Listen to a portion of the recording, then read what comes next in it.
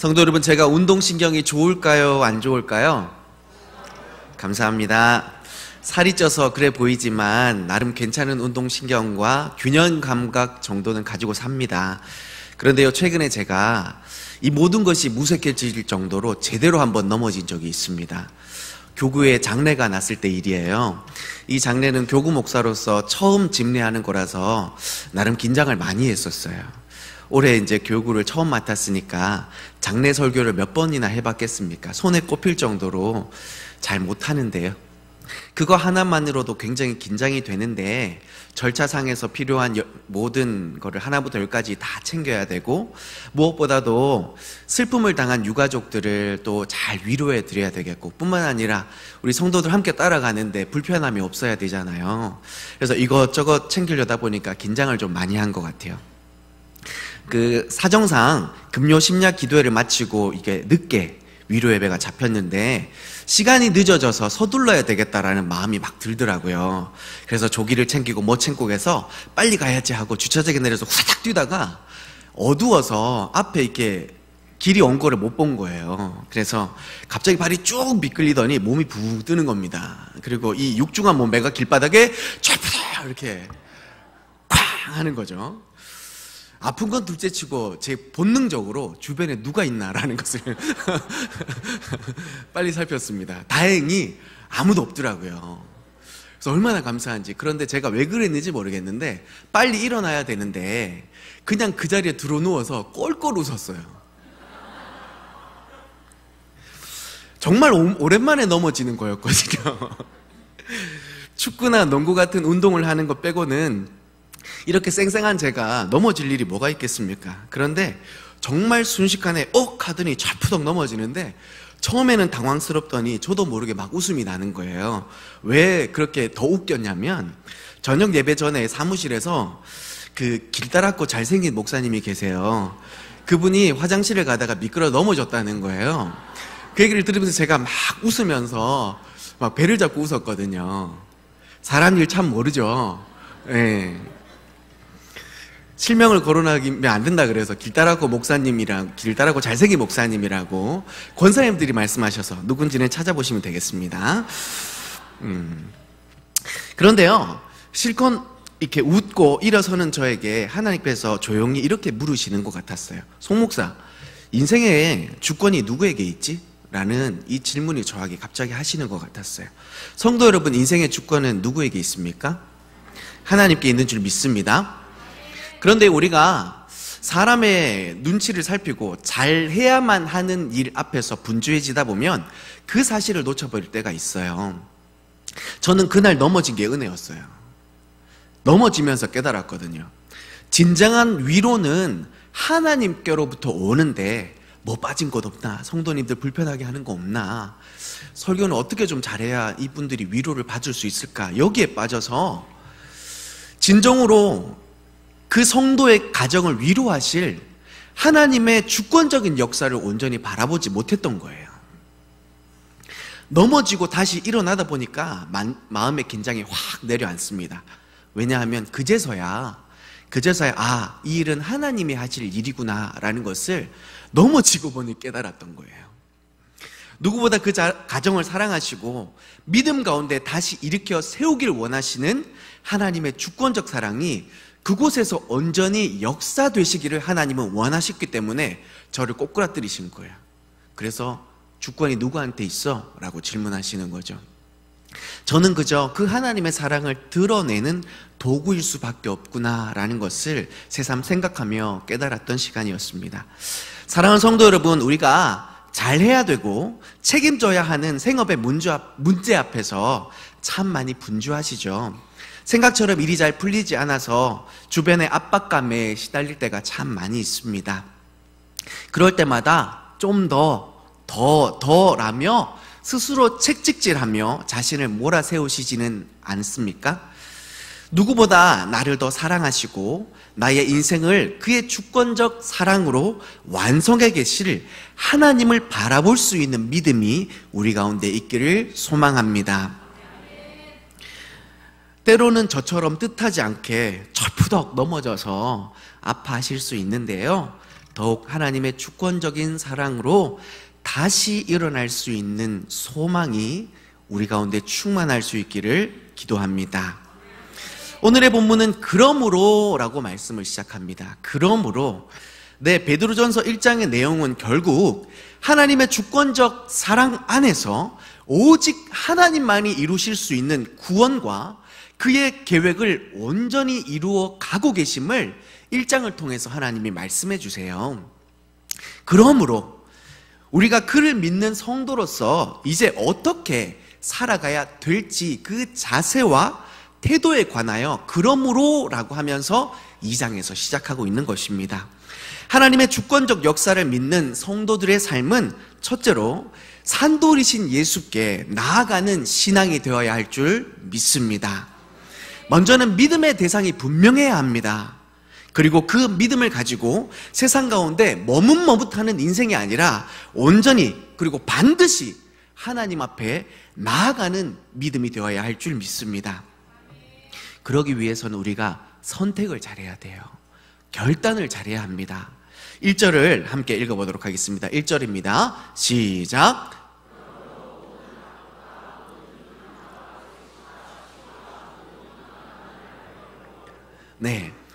버리라고 말씀하십니다. 그리고 2절에 무엇을 사모하라고 기록하냐면 순전하고 신령한 젖을 사모하라 라고 이렇게 기록합니다.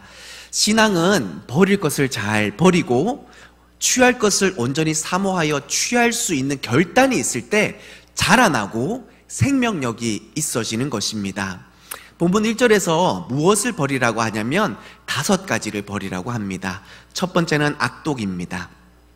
악독이라는 것은요, 겉으로는 되게 착해 보여요. 그런데 속으로는 걸려 넘어지게 하는 사람의 행위를 말해요. 저 사람 참 착해 보이는데 겪어보니까 아니네 라는 게 참 많잖아요. 그래서 사람 함부로 생긴 대로 판단하시면 안 됩니다. 겪어봐야 알고 당해봐야 아는 겁니다. 그런 말들이 있듯이 악독이라는 거 저도 몇 번 당해봤는데요, 너무너무 극복하기 힘듭니다. 하나님은 이 악독을 버리라 라고 말씀하십니다. 둘째는 기반입니다. 의도적인 거짓말을 말하고 있습니다. 자신의 이익과 목적을 이루기 위해서 자기 양심을 속이고 상대방을 속이는 행위를 말합니다. 셋째는 외식입니다. 흔히 마스크를 쓴다고 하죠. 다른 인격을 쓴다고 합니다. 원래 자신의 인격은 잘 숨겨놓고 거짓 자아가 마치 자신의 인격인 양 마스크를 쓰고 사람을 대하는 것, 이것이 바로 외식이라고 얘기하는데 성경은 이를 곧 회칠한 무덤이라고 예수님께서 질책하시죠. 넷째는 시기입니다. 질투와 비슷하게 이렇게 사용되고 우리가 혼용해서 쓰기도 하지만 사실 질투는 하나님도 하셨죠. 나는 질투하는 하나님이라고 말씀하셨죠. 사랑하는 사람끼리는 질투해도 됩니다. 귀엽지 않습니까? 귀엽습니다. 그런데 중요한 게는요, 이 질투가 왜곡이 되기 시작할 때, 이 질투가 방향을 잘못 잡아서 브레이크 없이 나아가기 시작할 때 이것을 일컬어 질투가 아니라 시기라고 말을 하는데, 여기에서 문제가 일어나고 하지 말아야 될 일이 일어나고 벌어지지 말아야 될 일이 시기 때문에 일어나게 되는 것이죠. 그래서 시기가 무서운 겁니다. 5번째는 비방입니다. 요즘 댓글들이 참 무섭잖아요. 뭐 하나만 하면 댓글 달리는데 차라리 스포트라이트 안 받는 게 낫고 안 유명한 게 나을 것 같아요. 말 한마디에 정말 사람이 천당과 지옥을 오고 가는데, 이것이 바로 인격적 살인이라 부르는 비방입니다. 이 5가지의 공통점이 있어요. 뭘까요? 주권이 하나님께 있지 않고 나에게 있습니다. 그리고 이것을 세상살이라고 합니다. 성공과 자신의 목적을 이루기 위해서 당연히 쓸 수 있는 권모술수, 이걸 잘 쓰면 어쩌면 유능하다라는 말도 들어요. 저 사람 참 유능하다라는 것이 참 안타까운 것은, 양심적으로 유능했으면 참 좋겠는데 세상살이 참 잘 살아간다라는 거죠. 자기는 힘 안 들이고 주변의 사람 이용하고 자기는 상처 안 받는데 다른 사람 상처 입으면서 자기는 성공하는 거. 너무너무 안타까운데 이게 세상 사례, 이 5가지의 우리가 세상을 살아가는 법칙이더라고요. 우리 주변에서 참 많이 목격할 수 있는 광경 아닙니까? 서로 상처 입히고 상처받으면서 서로 믿지 못하고 의지하지 않습니다. 그래서 안 가봐서 모르겠지만 여자들 3명이 사우나에 가면 얼굴 노랗게 뜰 때까지 밖으로 안 나온다면서요. 왜 그런지 모르세요? 서로 자기 욕할까봐 끝까지 그 자리를 지키고 있는 거예요. 못 나오는 거예요. 쟤 내 욕하면 어떡하지? 라고 막. 그래서 다 같이 나올 좀 이렇게. 그런데 주님은 그것을 버리라고 말씀하십니다. 오히려 순전하고 신령한 젖을 사모하라고 말씀하십니다. 이 신령한 젖이 무엇일까요? 따라 하시겠습니다. 주님께로부터 오는 은혜입니다. 사랑하는 성도 여러분, 은혜 아니면 살아갈 수 없음을 고백하십니까?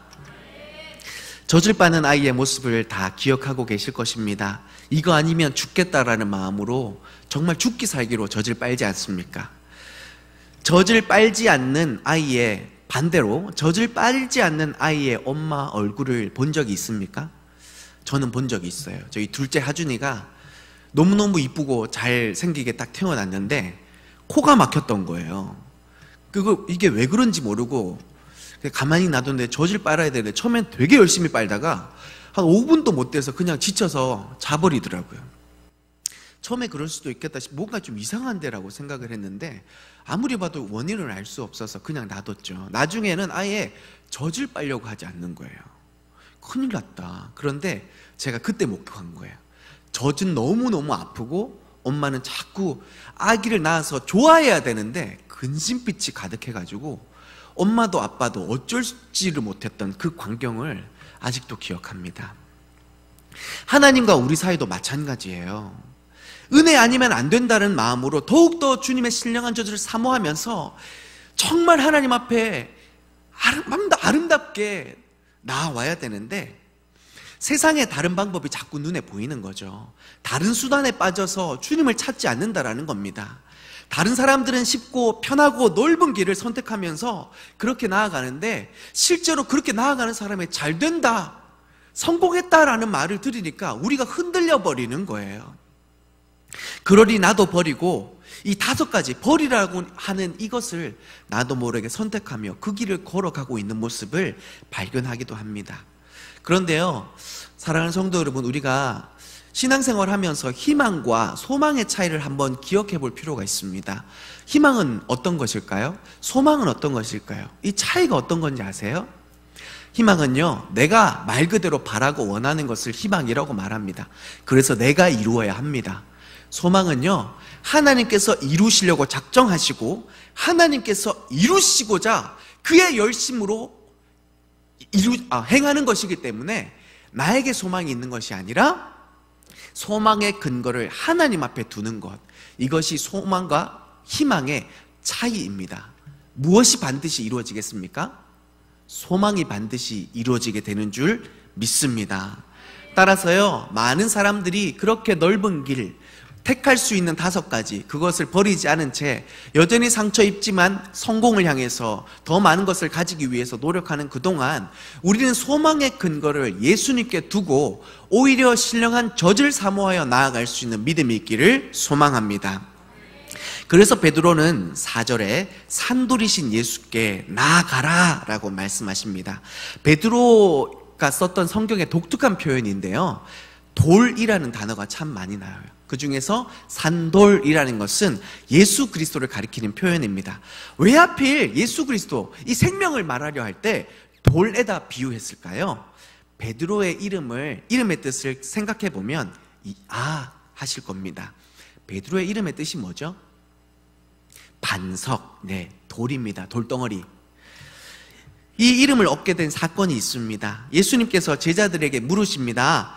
사람들이 나보고 뭐라니? 라고 물었을 때 누구는 엘리야, 누구는 모세, 여러 가지 선지자 이렇게 이야기합니다. 그럴 때 성령이 베드로에게 임해서 무엇이라고 대답하십니까? 우리 같이 졸음을 쫓으면서 큰 소리로 함께 대답해 보도록 하겠습니다. 시작! 주는 네, 맞습니다. 주는 그리스도시요 살아계신 하나님의 아들이십니다 라고 성령에 의지해서 이 고백을 했더니 주님이 이 고백 위에, 이 믿음 위에, 믿음의 반석 위에 주님의 교회를 세우시겠다고 약속해 주십니다. 음부의 권세가 절대로 틈타지 못하는 천국 열쇠를 그에게 맡기시면서 이 땅에서 네가 무엇을 매면 하늘에도 매일 것이다. 네가 이 땅에서 무엇이든 열면 하늘에도 열 것이다. 천국 열쇠를 베드로에게 맡기세요. 그런데 이 축복을 우리도 받고 싶죠. 그렇다면 이 고백이 어디서 일어났는지 잘 한번 생각해 보시면 좋을 것 같습니다. 이 베드로의 고백이 가이사라 빌립보 지역에서 일어났습니다. 가이사라 빌립보 지역은요, 우상의 도시였어요.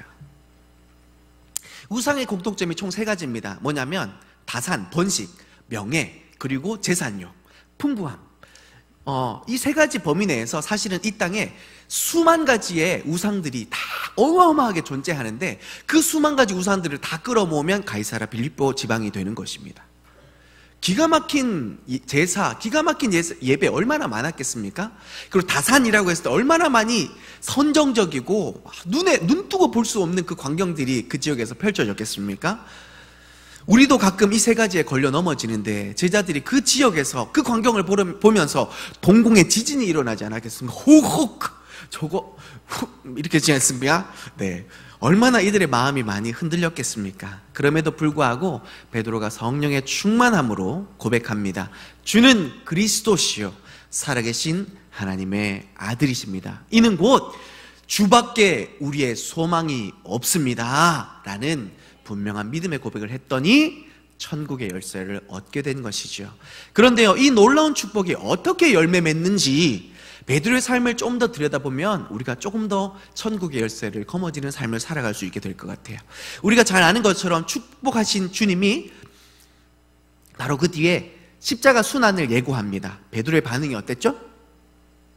베드로의 반응이 어땠습니까? 안 됩니다 주님! 하고 주님하고 싸울 듯이 덤볐습니다. 왜 그랬을까요? 주님이 지금 베드로한테 주님은 지금 든든한 백그라운드예요. 천국 열쇠 맡기시고 너 사용할 거고 네가 존귀하게 될 거고 다 축복하셨는데 이 백그라운드가 사라져 가니까 주님 그게 무슨 말씀이세요? 안 됩니다 라고 대들었습니다. 그랬더니 된통은 나잖아요. 사단아 물러가라. 천국 열쇠 맡긴 제자에게 방금 뒤에 사단아 물러가라 라고 이야기를 하십니다. 그리고 나서 베드로에게 분명하게 또 한 가지 예언하시죠. 뭡니까? 네가 잡히던 그날 밤 닭 울기 전에 3번 나를 부인하리라. 그럴 때 베드로의 반응은 난 죽을지언정 절대로 부인하지 않겠습니다. 호언장담했다라는 겁니다. 그런데 어떻게 됩니까? 정말로 3번이나 주님을 부인합니다. 누가가요, 어떻게 보면 참 못됐어요. 누가복음을 썼던 누가가 참 못된 게 뭐냐면 베드로가 어떻게 몇 시에 부인했는지를 다 써놨어요. 참 대단한 분 아닙니까? 네. 새벽불이 밝았을 때 여종이 나타나서 당신 그 당 아니야? 라고 물었을 때 아니라고 대답합니다. 그런데 그 뒤에 1시간 후에 라고 기록을 해요. 1시간 후에 묻습니다. 또 아니라고 얘기해요. 그리고 나서 조금 후에 라고 얘기합니다. 이렇게 다 기록을 한다니까요. 왜 누가가 이렇게 세밀하게 다 기록했을까요? 베드로 안에 불선한 의도로 거짓말을 하고 있는 기만이라는 것이 일어나고 있다는 것을 드러내기 위해서입니다. 수제자였고 초대교회의 반석이었고 영적 거물이었던 그가 예수님을 기만하고 있어요. 3년 동안 따라다니고 자기 백그라운드라고 여기고 어딜 가든지 자기 스승님이라고 얘기했던 베드로가 스승을 지금 기만하고 있고 자기 양심을 속이고 사람들을 속이고 예수님을 속이고 있어요.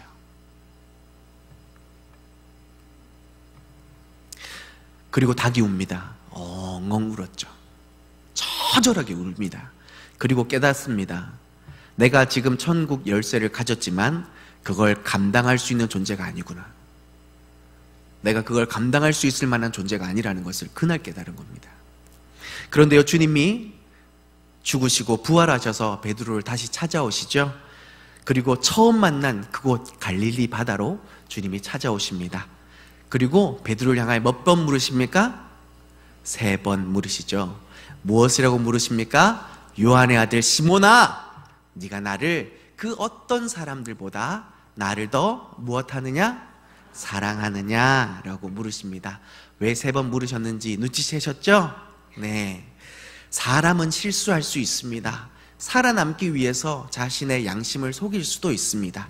나는 지금 너를 그렇게 연약하다고 잘못했다고 탓하러 온 것이 아니라 여전히 너를 사랑하고 안아주기 위해서 내가 지금 여기 온 거 알고 있니? 라고 2팔을 내미시면서 3번 질문하시면서 베드로의 회복을 권면하고 계십니다.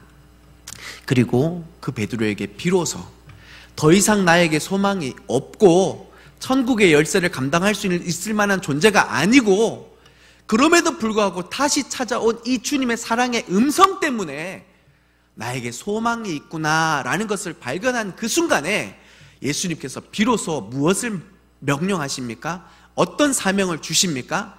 내 양을 먹이라 라는 것이죠. 주님께서 베드로에게 특별한 이 사명을 부여해 주셨어요. 누가복음 22장 32절 잠깐 읽어볼까요? 누가복음 22장 31절 32절입니다. 시작.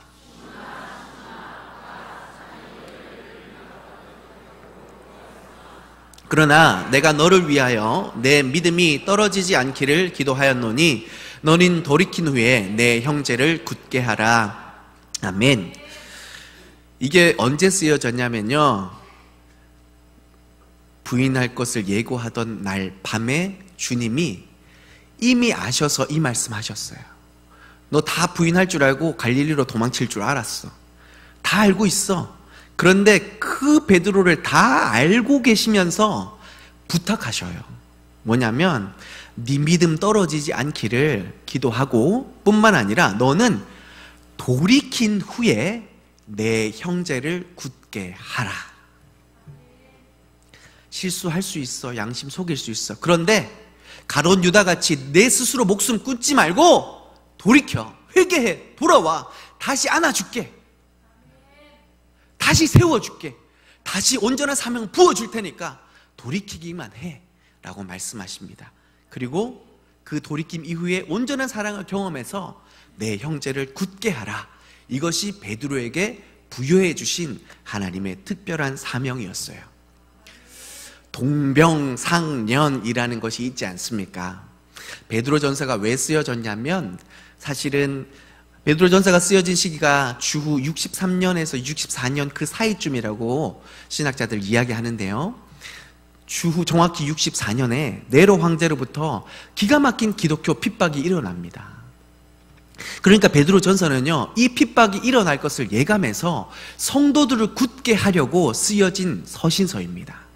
동병상련, 제가 왜 말씀드린지 아시겠어요?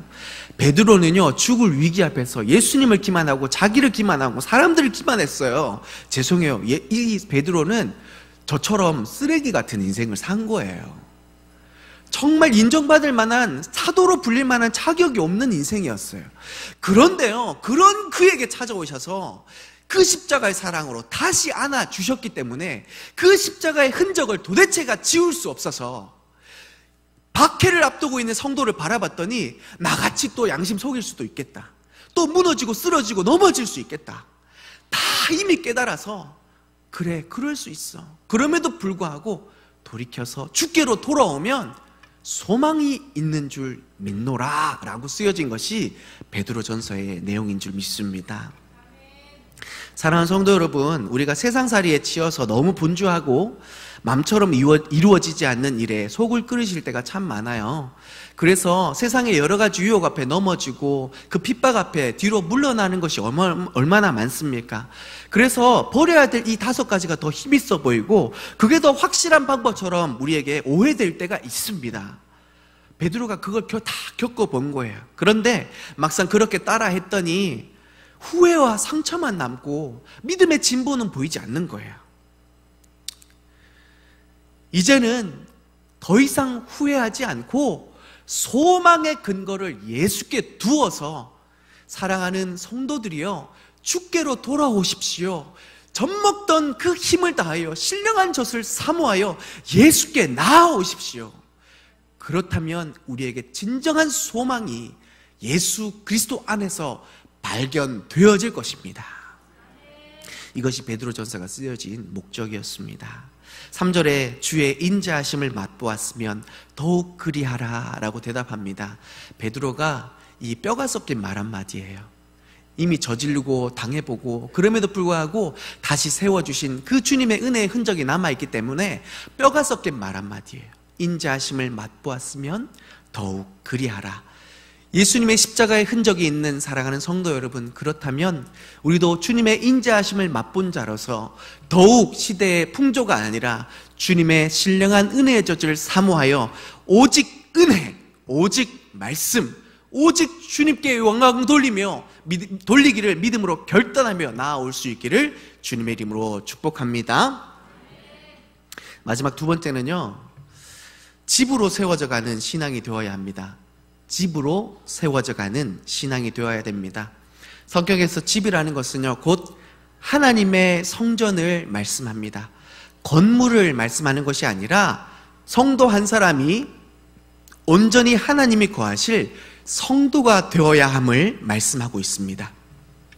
이를 초대교회 건축법을 사용해서 이렇게 설명하고 있는데요, 에베소서 2장 20절에서 22절 말씀 함께 읽어보도록 하겠습니다. 시작.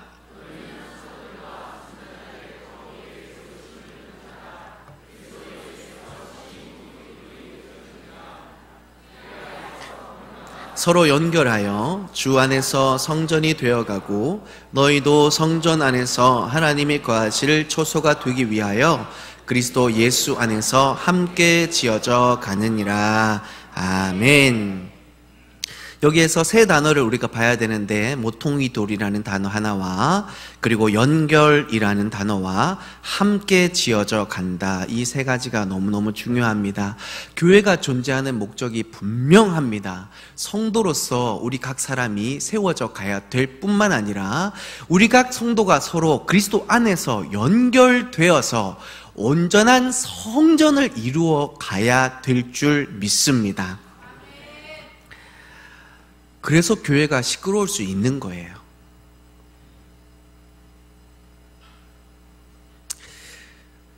교회에는 다양한 사람들이 찾아오는 곳입니다. 교회에는 온전한 사람들이 오는 곳이 아니라 치료가 필요한 사람들이 오는 곳입니다. 이것이 받아들여지지 않을 때가 참 많습니다. 저도 제 안에서 나름대로의 기준이 있어서 이것을 까먹고 하지 말아야 될 말들을 늘어놓는 때가 참 많더라고요. 오늘 이 말씀을 묵상하고 또 준비하면서 참 이 말씀이 내 속에서 외면되거나 까먹는 순간에 또 이런 실수 저지르겠구나라는 생각을 하게 됩니다. 사랑하는 성도 여러분, 교회가 교회답고 교회로서의 사명을 잘 감당하려면 그 시끄러움을 용납할 수 있어야 합니다. 아멘이신가요? 그렇습니다.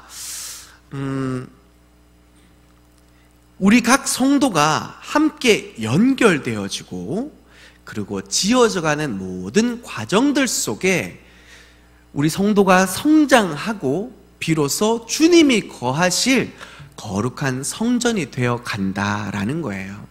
우리가 지금 역북동에 성전을 지어 갑니다. 쉽지 않은 여정이라는 것을 잘 알고 계시듯이 우리 각 성도가 주님이 거하실 거룩한 성전이 되어져 가는 것은 결코 쉽지 않은 과정을 거쳐야 된다는 것을 반증해 주고 있는 것입니다.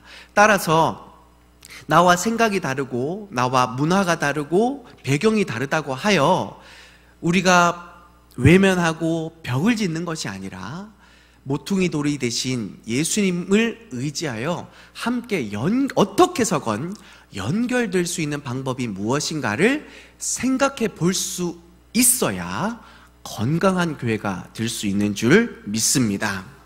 세상 사람들은 이것을 안 해요. 그냥 버립니다. 그냥 외면합니다. 쓸데없는데 에너지 낭비하지 말자라고 나름대로의 실용성과 경제성을 따지면서 과감히 그 관계를 끊습니다. 그런데요, 예수님께서는 이 성전을 지으려고 할 때 무슨 돌이 되셨다고요? 모퉁이 돌이 되셨다라고 합니다. 오늘날의 건축과 이 초대교회 건축의 완전 다른 한 가지가 뭐냐면, 우리가 다 짓고 나서 머릿돌을 세우잖아요. 그래서 몇 월 며칠에 착공해서 시공해서 착공하고 완공했습니다라고, 이 집은 여호와의 집입니다라고 머릿돌을 이렇게 탁 세우잖아요. 그게 아니라 초대교회 건축은요, 머릿돌, 모퉁이 돌부터 세웁니다. 이것이 기준이 되고, 이것이 시작이 되고, 이게 끝이 되는 겁니다. 그래서 이게 기준점이 되어서 옆으로 해서 결국 이 모퉁이 돌에서 건축이 마무리돼요. 시작과 끝이 이 예수 그리스도로 말미암지 않고는 건물이 지어질 수도 완성될 수도 없다라는 겁니다. 따라서 교회의 모든 기준과 교회의 모든 가치는 산돌이신 예수 그리스도께 맞춰져야 될 줄 믿습니다. 사람들은 다 버려요. 가치 없기 때문에. 그래서 7절에도 말하지 않습니까? 건축자들이 버렸다고, 쓸모없어 보였다고, 버렸다고. 그런데 우리가 이거 한번 살펴볼 필요가 있어요. 정말 쓸모없을까? 정말 쓸모없어서 버렸을까? 아니요. 그 돌을 바라보는 가치관이 달랐다라는 거예요. 그게 중요한 겁니다. 혹시 마태복음에 나오는 감추인, 천국을 비유할 때 감추인 보화 비유 혹시 기억나세요? 어떤 한 소장농이 밭을 갈다가 뭔가를 발견했어요. 어떤 한 사람은 이것을 보화라고 여기고 밭을 같이 갈았을 거 아닙니까? 큰 밭을 혼자 갈지 않고 여러 사람이 갈았을 겁니다.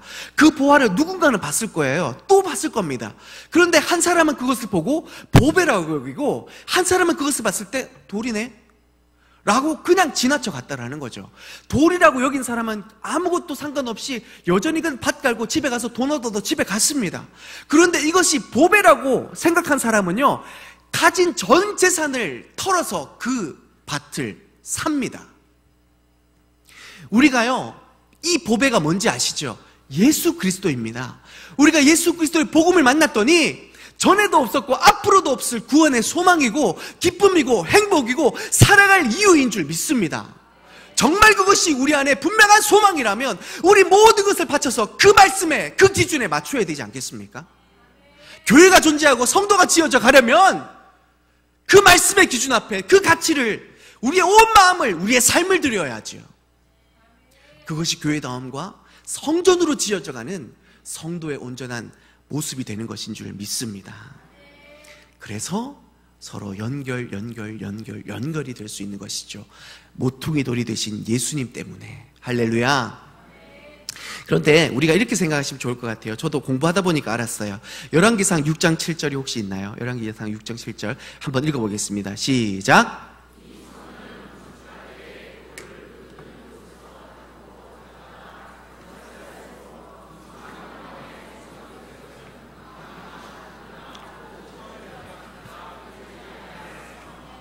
네, 이것은 솔로몬 성전을 건축할 때 일어난 일입니다. 성전 안에서는 소리가 들렸어요? 안 들렸어요?